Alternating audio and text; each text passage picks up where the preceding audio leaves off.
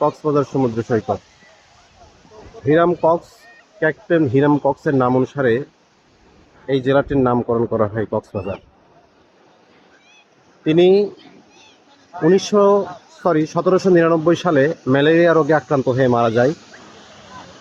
Captain Hiram Cox উনি তৎকালীন সময়ে বর্তমান বাংলাদেশের স্থানীয়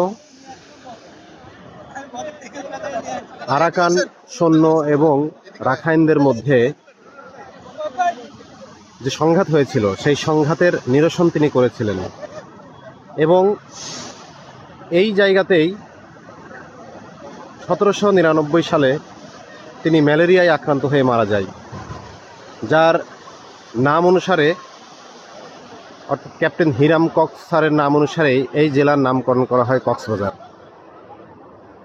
যেখানে বাংলাদেশ থেকে শুরু করে বিশ্বের বিভিন্ন প্রান্ত থেকে এই নৈসর্গিক দৃশ্য এক দৃষ্টিতে অবলোকন করার জন্য দূর দূরান্ত থেকে মানুষ ছুটে আসে। আমরাও এসেছি একটি অফিসিয়াল প্রোগ্রামে সমুদ্রের এই বিশালতা দেখতে, নিজেদের একটু রিফ্রেশমেন্ট করার জন্য।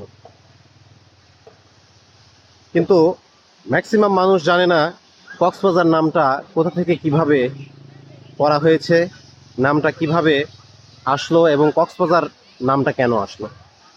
হিরাম কক্স স্যারের নামের একটি অংশ, সেখান থেকে কক্স এবং কক্সবাজার নামটা হয়েছে, বর্তমানে যেটি একটি পর্যটন কেন্দ্র। এই অঞ্চলের মানুষের একমাত্র জীবন এবং জীবিকার উৎস পর্যটন কেন্দ্রিক। তাই এই নৈসর্গিক দৃশ্য অবলোকন করার জন্য আপনারা অবশ্যই কক্সবাজার সমুদ্র সৈকতে আসবেন, একটু লবণাক্ত পানি খেয়ে যাবেন। ধন্যবাদ।